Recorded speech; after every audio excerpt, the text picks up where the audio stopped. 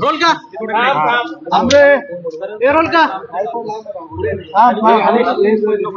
नाशिक लोकसभा मतदारसंघासाठी आप्पा तुम्ही उत्सुक आहात. गिरीश महाजन माझी अडचण आहे ना. काय चर्चा झाली? जसं मी 1-1.5 वर्षापासून या नाशिक लोकसभा मतदारसंघामध्ये फिरतोय आणि गेल्या 15-20 वर्षामध्ये या नाशिक लोकसभेचे काय काय प्रश्न आहे हे सगळ्यांची जाणीव मला आहे. मग ग्रामीण भागातले प्रश्न असतील किंवा शहरी भागातले प्रश्न असतील, या सर्वच प्रश्नांशी मी गेल्या 15-20 वर्षापासून निगडीत आहे. त्याच्यामुळे गेल्या 1.5 वर्षामध्ये ह्या मतदारसंघामध्ये मला शिवसेना पक्षप्रमुखांनी शब्द दिल्याप्रमाणे मी ज्या वेळेला या संपूर्ण मतदारसंघाचा आढावा घेत होतो, फिरत होतो, त्या मतदारसंघातला प्रत्येक गावागावातला माणूस, प्रत्येक गावागावातला वाड्या वस्त्यांमधला माणूस याच्याशी माझी म्हणजे संबंध आहे. मग कसे राजकीय संबंध असतील किंवा मैत्रीचे संबंध असतील किंवा कुठल्याही कामाच्या माध्यमातून त्यांचे आमचे संबंध असतील, हे असं एक वेगळं आपलं नातं त्या प्रत्येक भागातल्या प्रत्येक माणसाशी आपलं जोडलेलं आहे. आणि त्याच जोरावरती मी या मतदारसंघामध्ये निवडणूक लढवण्याचा मानस केला होता. पक्षप्रमुखांनी मला सांगितलं होतं, 1-1.5 वर्ष मी फिरलो.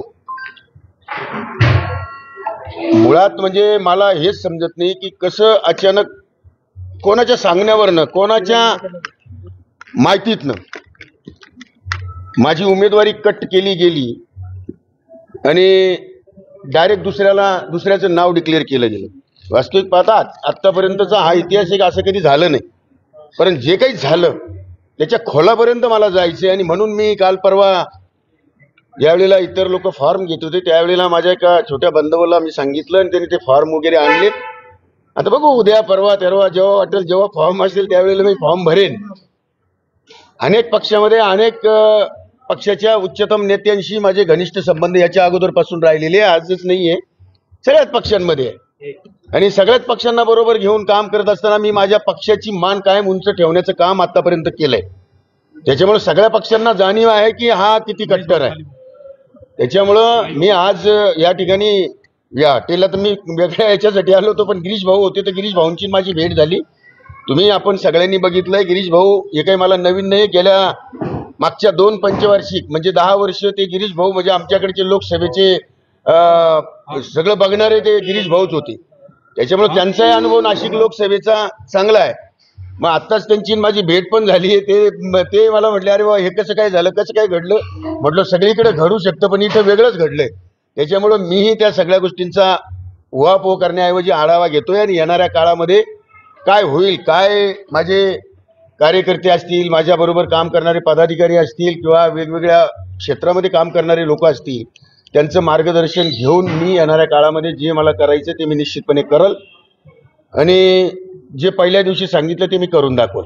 तुम्हाला मातोश्रीवरून बोलवण्यात आलं होतं, मात्र 2 वेळेस तुम्ही बोलवण्यात आलं तरी तुम्ही भेट टाळलेली उद्धव ठाकरे यांची. नाही, हे इथं बसलेले काही दलाल सांगत असतील.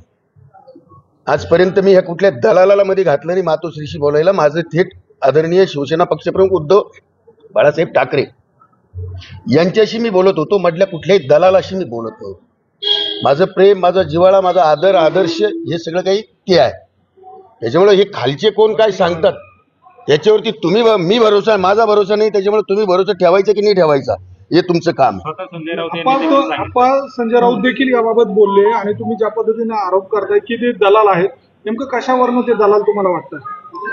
हे बघा, एक गोष्ट लक्षात ठेवा, आतापर्यंत मी तुम्हाला माझ्या एका शब्दात सांगितलं की मी आतापर्यंत कुठलाही मध्यस्थी घालून मी मातोश्रीचा शब्द घेतलेला नाही. मातोश्रीला मी सांगायचो आणि मी सांगितलेलं तेच काम मातोश्री करायची आणि त्याच्यामुळं मी खाली पक्का होतो आणि मातोश्री पक्की होती. त्याच्यामुळंच खाली संघटना आणि संघटन वाढलेलं आहे. जे संघटन वाढलं हे एक निष्ठेनं वाढलं, कट्टरतेनं वाढलं. त्या कट्टरतेचा अर्थ असा आहे, मग नाशिक महापालिका घ्या, नगरपालिका घ्या, पंचायत समित्या घ्या, जिल्हा परिषदा घ्या, या सर्व क्षेत्रामध्ये जे शिवसेनेने म्हणजे दिवस तुम्ही बघितले, सर्वत्र यत्र तर सर्वत्र वाट लागत होती, यत्र तर सर्वत्र लोक फुटून जात होते, शिवसेना सोडत होते. आणि अशा वेळेला सुद्धा शिवसेना या नाशिक जिल्ह्यामध्ये, नाशिक लोकसभेमध्ये जी खंबीरपणे उभी राहिली त्याचं कारण हे होतं की या शिवसेनेचा वाली मी होतो, मध्यस्थी मी होतो. लोकांना खात्री होती का विजय करंजकर हा कोणाच्या सांगण्यावरतून आमचं तिकीट कट होऊ देणार नाही, विजय करंजकर हा शिवसैनिकावर अन्याय होऊ देणार नाही याची शाश्वती त्या प्रत्येक शिवसैनिकाला होती, म्हणून शिवसैनिक आतापर्यंत ह्या शिवसेनेपासून दुरावलेला नाही. बाकी येणाऱ्या काळात तुम्हाला त्याचे प्रत्यय येतील. जय हिंद. शिंदेच्या शिवसेनेमध्ये तुम्ही प्रवेश करणार अशा सगळ्या चर्चा सुरू आहे. मी बोलतो. आपण शिंदेच्या शिवसेनेमध्ये तुमचा प्रवेश होईल अशा स्वरूपाच्या चर्चा रंगलेल्या आहेत. नेमकी काय वस्तुस्थिती आहे? आपण ठाकरेंची साथ सोडणार, शिंदेची साथ धरणार का? आता तुम्ही चर्चा काय करता तेच मला कळत नाही. मी तर अद्यापपर्यंत अशी काही कुठली चर्चा केलेली नाही, त्याच्यामुळे मी माझ्या विषयाशी ठाम आहे. त्याच्यामुळे तुम्हाला काय चर्चा करायची असेल त्या तुम्ही करत राहा, मी काय अशा चर्चा करत नाही. थँक्यू.